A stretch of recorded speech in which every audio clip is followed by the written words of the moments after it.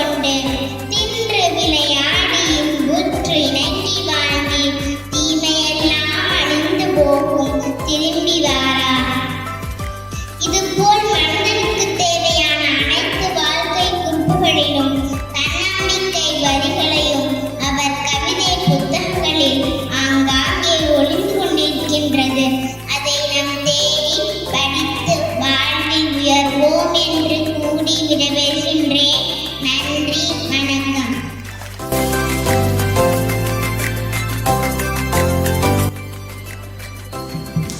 அனைவருக்கும் இனிய காலை வணக்கம்.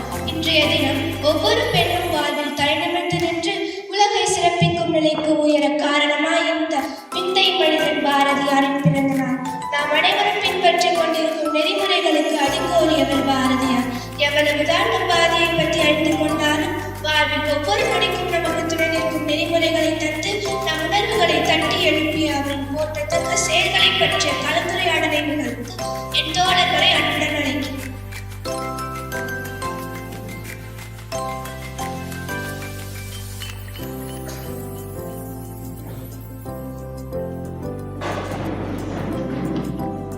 வணக்கம். அனைவரும் அமருமாறு கேட்டுக்கொள்கிறேன்.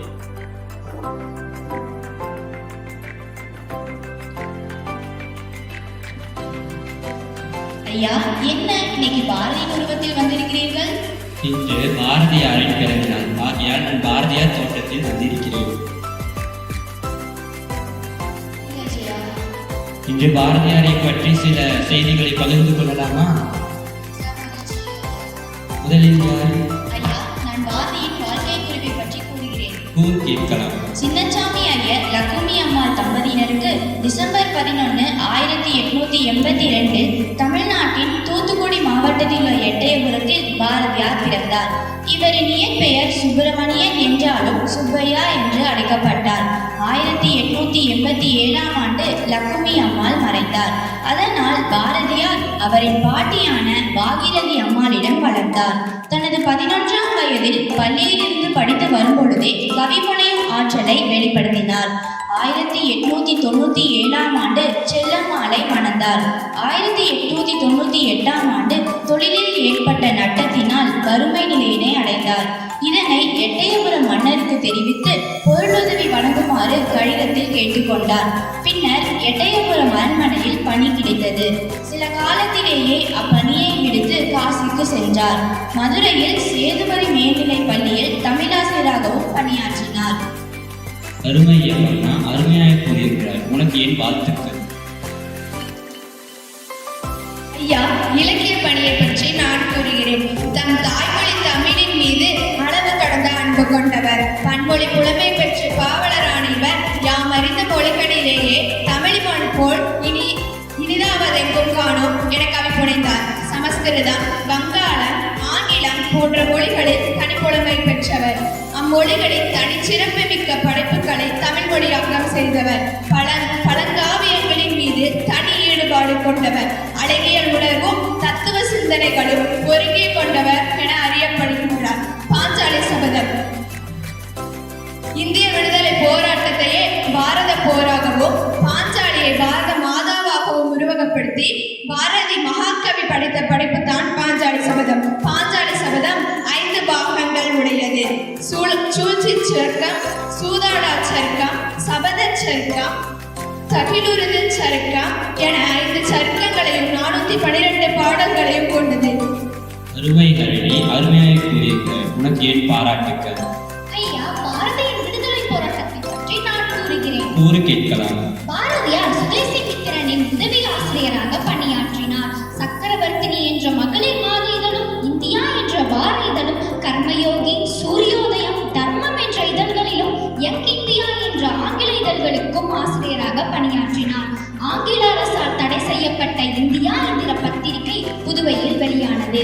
எட்டயபுரத்தில் பாரதி பிறந்த வீடு தற்பொழுது தமிழக அரசால் சீர் செய்யப்பட்டு இன்று பொதுமக்கள் பார்வைக்கு விடப்பட்டுள்ளது. விடுதலை போராட்ட காலத்திலே தேசிய உணர்வுள்ள பல்வேறு கவிதைகளை படைத்து மக்களை ஒருங்கிணைத்த காரணத்தால் பாரதியார் தேசிய கவியாக போற்றப்படுகிறார். தன்னுடைய தாய்நாட்டை நினைத்து பெருமை கொண்டதோடு மட்டுமின்றி அதன் எதிர்காலம் எவ்வாறு இருக்க வேண்டும் என்ற வந்தே மாத்திரம் என்போம், எங்கள் மாநிலத்தாயை வணங்குவதும் என்போம் என்றார்.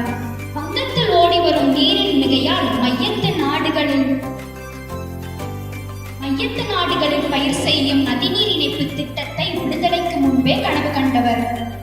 அருமை யாத்ரா, அருமையாக கூறுகிறாய். உனக்கு ஏன் வாழ்த்துக்கள்? ஐயா, நான் பெண்ணுரிமையை பற்றி கூறுகிறேன். கூர் கேட்கலாம். பெண்ணடிமை தீரு மட்டும் பேசும் இத்திரு நாட்டில் மண்ணடிமை தீருதல் உயர்கொம்பே என்று பெண்ணுரிமையை ஏற்றினார்.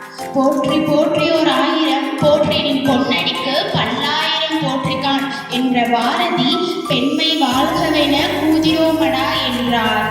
பெண்களின் கல்வியறிவுக்காக பல திட்டங்களை செயல்படுத்த கனவு கண்ட பாரதி சாதம் படைக்க மட்டுமல்லாது தெய்வ சாதி படைக்கவும் பெண்கள் தகுதி படைத்தவர்கள் என்றார்.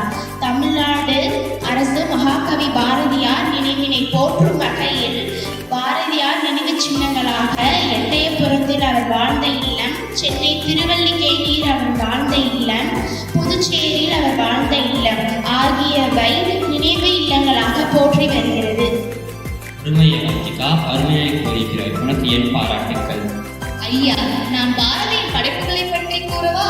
கூர் கேட்கலாம். குயில் பாட்டு, கண்ணன் பாட்டு, பாப்பா பாட்டு, சுயசரிதை, தேசிய கவிதைகள், ஞான பாடல்கள், திராவிட பாடல்கள், விடுதலை பாடல்கள், தோத்திர பாடல்கள், பாரதி பகவத்கீதை, பதஞ்சலி யோக சூத்திரம், உத்தம வாழ்க்கை சுதந்திர சங்கு, இந்து தர்மம், ஞான தர்மம், பொன்வால் நரி, ஆற்றில் ஒரு பங்கு. பாரதியின் படைப்புகள் ஆன்மீகம், சமூகம் மற்றும் சுற்றுச்சூழல் ஆகியவற்றை உள்ளடக்கியது. இந்தியாவில் நாட்டுடைமையாக்கல் திட்டத்தின் கீழ் முதலாக நாட்டுடைமையாக்கப்பட்ட பாரதியின் படைப்புகளே. அருமை கமலிகா, அருமையாக கூறுகிறார். நன்றி ஐயா.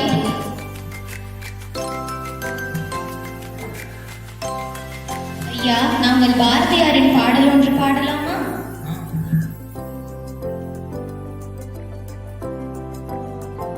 நிற்பதுவே, நடப்பதுவே, பறப்பதுவே, நிற்பதுவே, நடப்பதுவே, பறப்பதுவே, நீங்களெல்லாம் சொற்களம்தானோ, பல தோற்ற மயக்கங்களோ, சொற்களம்தானோ, பல தோற்ற மயக்கங்களோ, கற்பதுவே, கேட்பதுவே, கருதுவதே, நீங்களெல்லாம் அற்பமாயிகளோ, உள்ளார்ந்த பொருளில்லையோ, அற்பமாயிகளோ, உள்ளார்ந்த பொருளில்லையோ.